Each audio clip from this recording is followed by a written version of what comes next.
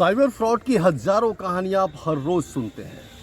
आज की कहानी मानव तस्करी की ऐसी कहानी जिसका शिकार आज के दौर में जाहिल नहीं, कम पढ़ी लिखी नहीं, बल्कि खूब पढ़ी लिखी, समझदार और बड़े घरों की बेटियां और औरतें हो रही हैं। जब औरतें और बेटियां खूब सज धज कर कॉलेज, मॉल या बाजार जाती हैं तो उन्हें ये अपराधी अपना शिकार बनाते हैं और फिर महिलाएं गायब हो जाती हैं। ये खेल बिहार में खूब चल रहा है।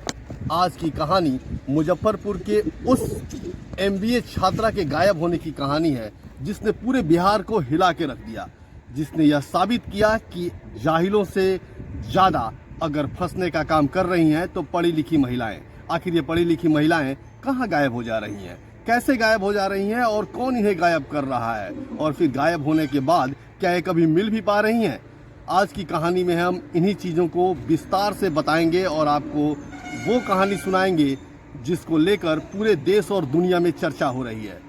तो फिर सबसे पहले आपको हमारा नमस्कार और एक रिक्वेस्ट कि आप हमारे चैनल को सब्सक्राइब करने, लाइक करें और कमेंट बॉक्स में अपनी प्रतिक्रिया जरूर दें। नमस्कार, हम हैं अभिनव और कहानी की करते हैं शुरुआत।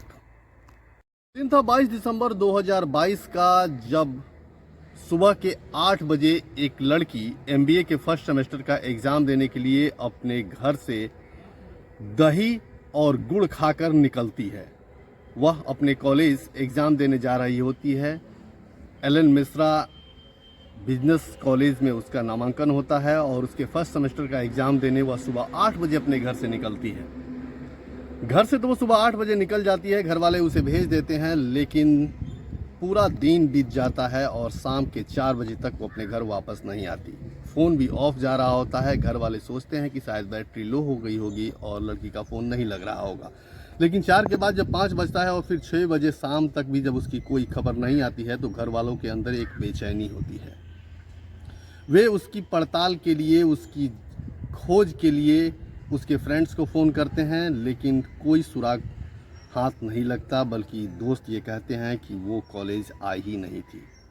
घर में बूढ़े नाना हैं जिनके होश उड़ जाते हैं और वह तुरंत भागे भागे पुलिस के पास पहुंचते हैं। पुलिस को सूचना दी जाती है कि उनकी बेटी सुबह से गायब है। पुलिस पूछती है कि लड़की की उम्र क्या है, तो बताया जाता है कि लड़की की उम्र 30 साल है। पुलिस इस बात को अनमने ढंग से लेती है और यह कह देती है कि शायद किसी के साथ रुक गई होगी, चली गई होगी, या हो सकता है कि उसका कोई प्रेम प्रसंग रहा होगा। पूरी रात ऐसे ही बीतती है। अगली सुबह तक जब उसका पता नहीं चलता तो नाना दोबारा पहुंचते हैं पुलिस थाने में। पुलिस इस बार भी कोई खास सीरियसनेस नहीं दिखाती है और यह मान लेती है कि शायद वह लड़की अपने किसी प्रेमी के साथ भाग गई होगी। यह बात सुनकर घर वालों को काफ़ी बुरा लगता है। वह पुलिस को समझाने की कोशिश करते हैं कि उनकी लड़की ऐसी नहीं है, वो पढ़ने में काफ़ी होशियार है और अपने पढ़ाई पर ही कंसंट्रेट रहती है। पहले मेडिकल की छात्रा थी, मेडिकल की तैयारी कर रही थी, लेकिन मेडिकल के एंट्रेंस एग्ज़ाम को नहीं क्लियर कर पाने के बाद उसने एमबीए करने का निर्णय लिया। लाख पुलिस को समझाया जाता है, लेकिन पुलिस इस बात को मानने को तैयार नहीं होती। उनकी एफआईआर को तो वह लिख लेती है, लेकिन कोई सीरियसनेस नहीं होती। 1 दिन, 2 दिन, 3 दिन, 4 दिन करते करते दिसंबर से अप्रैल तक का महीना बीत जाता है और आ जाता है अप्रैल 2023 का दिन। घर वालों के ऊपर हर रात और हर दिन काफ़ी भारी बीतता है। जवान लड़की घर से गायब हो चुकी थी और उसका कोई अता पता नहीं लग रहा था। फिर इस केस में एक सामाजिक संगठन, भूहीन नाम के एक सामाजिक संगठन के मनोज सिंह की एंट्री होती है। मनोज सिंह मुजफ्फरपुर के ही स्थानीय समाज सेवी हैं। वो एसएसपी साहब से बात करते हैं और उन्हें बताते हैं कि पिछले 4-5 महीने से एक लड़की गायब है और आपकी पुलिस को बताते हैं कि आपकी पुलिस संज्ञान नहीं ले रही है। एसएसपी साहब एक्टिव होते हैं और फिर उस लड़की की खोजबीन दोबारा शुरू की जाती है और जब खोजबीन शुरू की जाती है तो पुलिस के होश फाख्ता हो जाते हैं, इसलिए कि कुछ ऐसी सूचनाएं मिलती हैं जिसको जानकर घर वाले और पुलिस दोनों हैरान हो जाते हैं। उन्हें पता चलता है कि वह लड़की ह्यूमन ट्रैफिकिंग का शिकार हो चुकी है, लेकिन कोई सबूत नहीं होता। और पुलिस जब मोबाइल फ़ोन्स के लोकेशन और अन्य सुरागों को खंगालती है तो वह देखती है कि इसमें 2 महिलाओं का नाम सबसे पहले आता है। एक का नाम होता है अर्चना पांडे और दूसरे का नाम होता है ज्योति गुप्ता। ये दो लड़कियों के नाम जब सामने आते हैं तो पुलिस इसकी तफ्तीश को आगे बढ़ाती है। अर्चना पांडे की गिरफ्तारी होती है और अर्चना पांडे जो लिखित बयान देती है वह सचमुच चौंकाने वाला होता है। अर्चना पांडे बताती है कि वो एक ह्यूमन ट्रैफिकिंग ग्रुप की सदस्य है।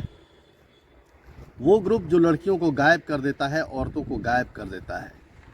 अर्चना विस्तार से बताती है कि उसके टीम के लोग सज धज कर तैयार औरतें और लड़कियां जो बाज़ारों में निकलती हैं, जो फेसबुक इंस्टाग्राम की रील्स बनाती हैं और ख़ुद को पॉपुलर करना चाहती हैं, ऐसी लड़कियों को चुनते हैं। सिर्फ चुनते ही नहीं हैं बल्कि उन लड़कियों के साथ दोस्ती बनाते हैं, उनके साथ जुड़ते हैं और जुड़ने के बाद उन्हें अपने झांसे में फंसाते हैं। किसी को पैसे का झांसा तो किसी को ज्वेलरी का, किसी को अच्छी ज़िंदगी जीने का झांसा देते हैं और फिर उनके साथ वो करते हैं जिसकी आप कल्पना भी।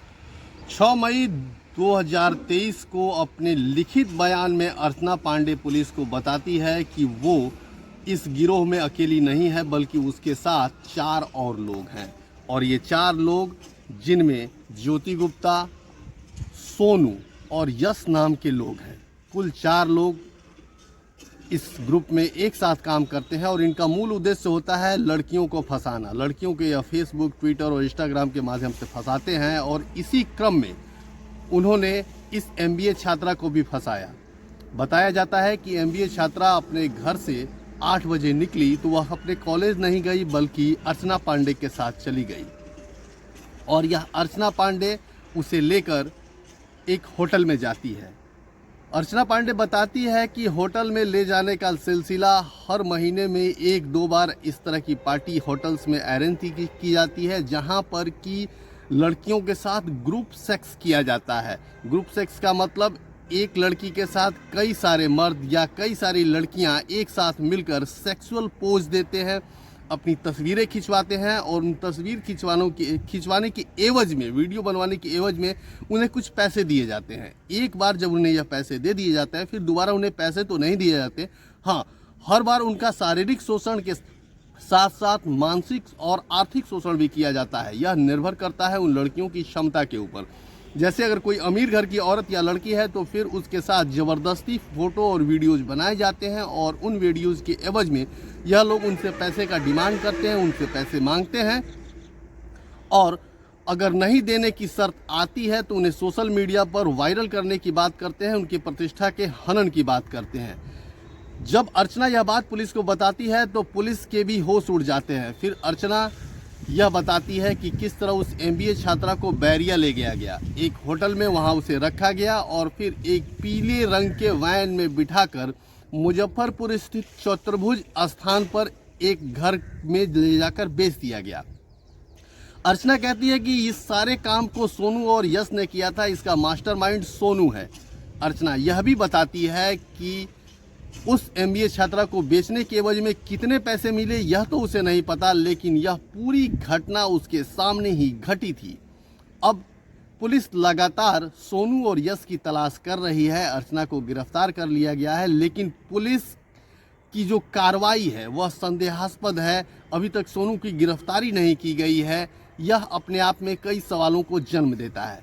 खैर, हम बात करते हैं इस पूरे ह्यूमन ट्रैफिकिंग गिरोह के ऊपर जो कि मानव तस्करी के एक ऐसे साम्राज्य को स्थापित कर चुका है बिहार में, जिसमें सिर्फ मुजफ्फरपुर ही नहीं, पटना, पूर्णिया, गया और राज्य के कई जिलों से लड़कियों और औरतों को यह लोग शिकार बनाते हैं। जहां लड़कियां और औरतें अपने आप को फेमस करने के लिए, अपने आप को खुश करने के लिए, अपनी प्रशंसा के लिए इंस्टाग्राम, व्हाट्सएप और फेसबुक के रील्स बनाती हैं और यह सोचती हैं कि वह फेमस हो जाएंगी, वह खुश लगती हैं।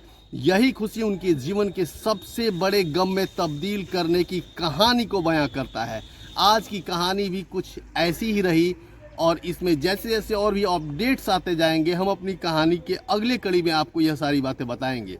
हमारा उद्देश्य कहीं से भी किसी भी जाति, धर्म या समुदाय के लोगों को आहत करना नहीं होता है। हम चाहते हैं कि आप इसे सीखें, जानें और समझें कि आसपास क्या घट रहा है। बहुत बहुत धन्यवाद। जय हिंद।